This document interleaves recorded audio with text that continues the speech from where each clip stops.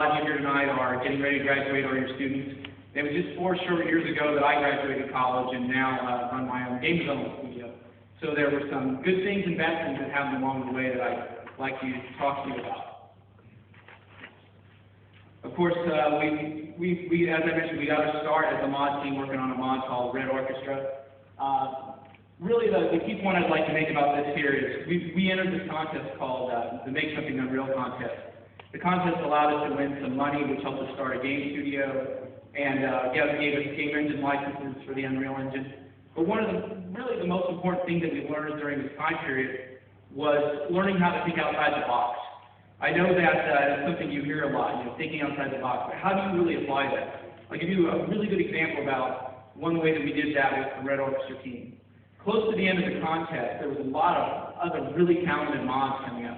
And we really started to fear that we might lose the contest. So I got the whole mod team together and I said, I want you to write down a list of what you think the features are that the other mods are going to have that will beat us.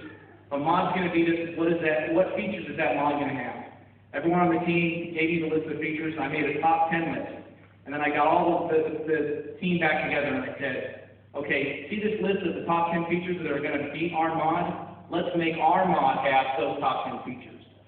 And that really, that's a really great example of making the team think about things differently. If I had just said, hey guys, what do you think are going to be the things that will make our game good? They would have thought about it within the confines of the game you were making. But having them think about the other games really opened up the mind. So that was really a great thing that we learned at that time. What went wrong? 2 things definitely went wrong. Towards the end of the mod contest, when we won, we kind of believed this hype and press that surrounded the competition. There was this kind of stigma in the press that whoever won this mod contest was going to have an instant ticket to game industry superstardom and an easy ride. And I'm here to tell you that absolutely did not happen. We really thought that the engine license would also give us an easy ride. We go into publishers and say, look at this great mod we have, look at this engine license we have. We really found out the publishers really didn't care. We're like, yeah, we have 10 of those engine licenses, so what? Why is your game going to sell? And the publishers weren't really getting it. It was really surprising to us in this day and age that games like Counter-Strike having sold millions of copies, Day of Defeat, Tactical Ops, games that started as mods and then turned into a retail game. We couldn't believe the publishers didn't get it. They really said, no one's going to pay for this, it used to be free. So, and over the period of developing the mod, we actually lost a lot of our talents to the other game studios. So that was kind of troubling. So we win the mod contest, we decided to form a company, we won, I think, about $50,000 in the contest. I don't know what that is in kroners, but someone could probably help me with that. Not a lot of money to run a game studio. But, we got the core talented members of the team together. We moved to one place, set up the studio and said, we're going to make a game. To keep costs down, we just had a few on-site people, and then we kept the rest of the mod team as on-site contractors. And that worked really great. It allowed us to develop the mod with a very, very small budget and grow slowly. Looking back, if we just brought everybody on site, we'd worked for about 2 weeks, ran out of money, and closed the doors. So, very good that we decided to do it that way. Some of the things that went wrong, the contest winnings ran out very quickly. As I mentioned, we listened to the hype surrounding our game. It was very unfortunate. We started to believe what the press was saying. You guys are going to be the next Counter-Strike, all this kind of stuff. And so we ran out of that money. Another problem we had is we used this remote team, and we didn't realize that having so many of the designers remote was going to cause us a lot of problems, especially later in the development. As we got close to the end, we were realizing that the levels we were creating weren't getting finished on time, and they weren't really coming along. And we had to cut and modify a lot of content very late in the game, which was really difficult. And this is an example, hopefully you can kind of see this picture. This is something no one's ever seen before. This is an example of a map that got cut late in development. It's called Fallen Heroes. And we had envisioned for our game we had these 2 set-piece maps, one in Berlin and one set in Stalingrad. And we were really excited about this map. We developed it for about 4 or 5 months. Spent a lot of art and development time on it, and it just wasn't working. We were getting so close to release, it just wasn't working, so we had to cut it. No one's ever seen these pictures before, so go tell all your friends. The designers that worked on it will probably yell at me for Sean. Hope it's worth it. So we worked on the game for about 10 months. It was what we called a death march from start to finish. That meant that everyone was working very, very long hours, working very, very hard. And but it came time to release the game. Some of the things that went right. Digital distribution. That was probably the smartest decision that we'd ever made. As an independent developer, you know, at the time, the publishers weren't getting it. When we talked to Valve, they got it. You know, they had done Counter-Strike, they had done Data. They realized, you know, a mod can make money. And so that was a really great decision for us. We came into digital distribution, especially with Steam, right at the very beginning. So that really, you know, got a lot of attention for our game. And to be quite blunt, was very, very financially successful for our company.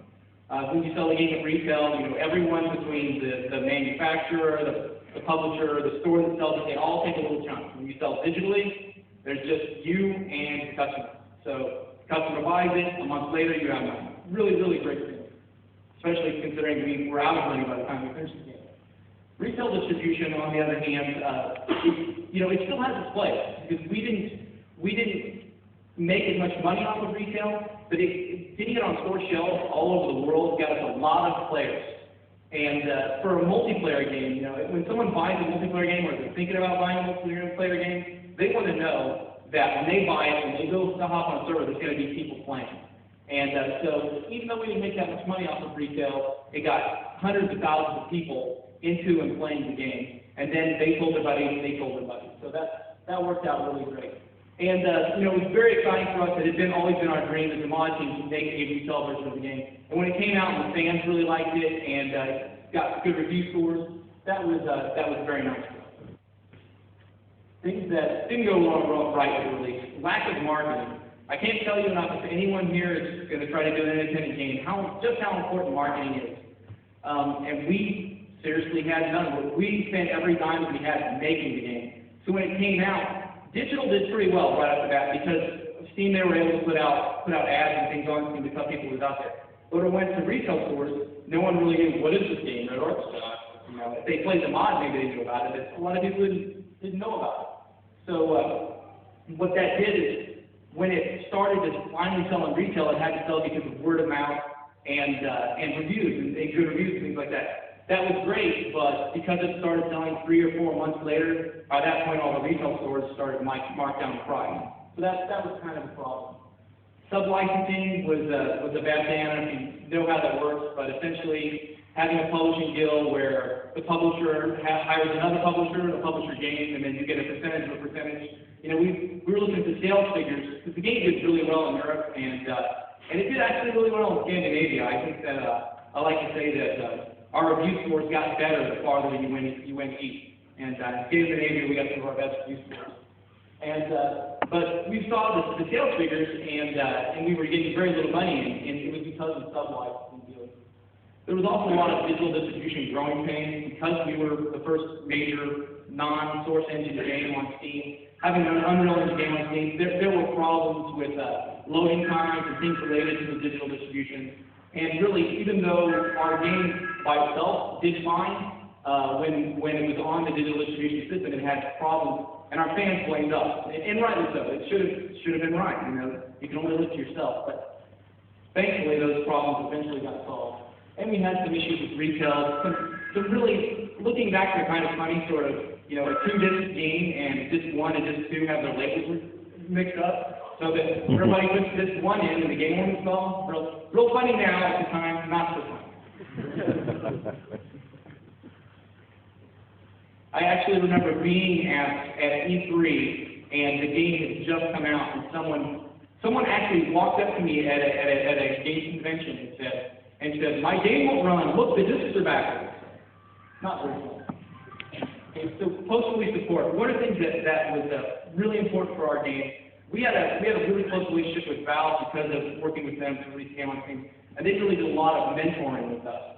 And one of the things that they said was, "Why don't you guys do, you know, not just, you know, bug fixes and things like that. That's really expected. You know, the fans, when they buy a game, if there's bugs, they want them fixed.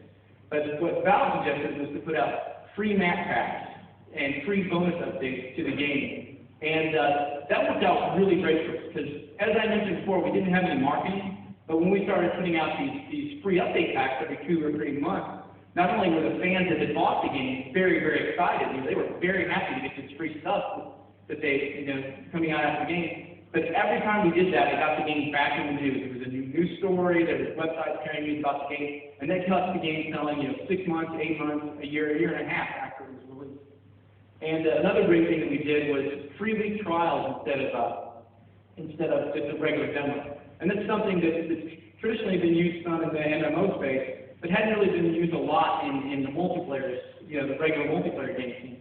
And that was great because the fans could play the whole game with the whole fan base instead of just playing with a few people on some of these small servers. That worked out really great for us. And one of the things that we were really happy about that we were able to do was a mapping contest. We had found we had all these community mappers just making maps for our game for fun, which was really awesome. So we decided to hold this competition and actually give away major prizes, high-end gaming rigs, video cards, money, things like that, to really shine a light on all the work that these guys were doing. And that was really great. For us, we felt like we came full circle. We got our start because of a modding contest. And now we were able to turn around and do the same thing for some level designers in our community who are now getting games industry jobs and things like that. So it was really great. Nope. All right. Nope, that's one right. That's just one on, thanks. Some of the things that didn't go too good with this hostfully support.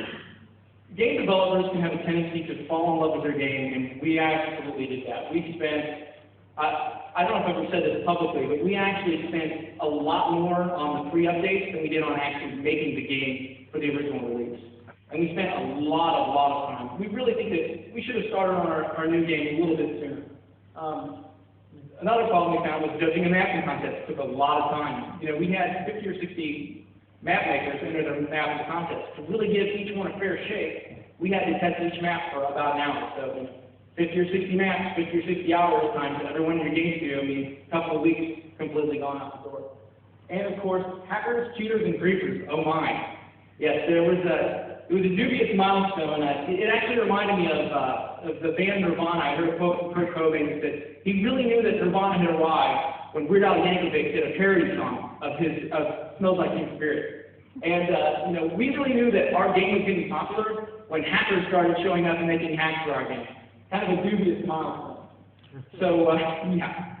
So what are we doing now? Unfortunately, I would love to tell you about the new game we're working on. We're all very excited about it. I can tell you it uses Unreal Engine 3. It's a tactical first-person shooter. Beyond that, unfortunately, I can't say anything yet. So what I'd like to do is just very quickly tell you a little bit about some of the mods that have been coming out for Red Orchestra. And this has got us very excited. The maps and everything are really nice, but now having mods for our own game, it just feels really great. As people put time into it. We've got the Minion Work stuff. They've done, new vehicles, new levels that have been really great. Sorry, some of these are kind of dark, hard to see on the big screen. There is a mod called Mare Nostrum. It's in North Africa. It's a total different theater of battle, and these guys have done some really great stuff. One very interesting mod is called Carpathian Crosses. It is the first, as far as I know, the first time you've ever been able to play the Romanian army in a video game. So, and surprisingly, it's very, very good. When we first heard about it, we're like, oh yeah, Romanian army, that's going to be great fun. But we played it, and it's very, very quality stuff. And actually, some of the level designers that worked on that mod had previously worked on the original Red Orchestra. So there's really great maps for that. And then finally, there's a mod called Darkest Hour. This actually just came out yesterday. I got a chance to play it just a little bit because I've been here. But it's really great. It's a fairly used place. It's Normandy, Americans versus Germans. But what's really great about this is it's done in the Red Orchestra style. Very realistic, very tactical, and very hardcore. So we're all very excited about all these mods coming out for Red Orchestra. So that's my speech. Hope that kept everyone entertained. I'd be happy to talk to any of the students want to ask me questions about my experience. Like I said, just 4 years ago, I was a student just like you, and now I'm in my own game studio. And if you have the passion, the drive, and the talent, you can do the exact same thing that I did. So thank you all very much.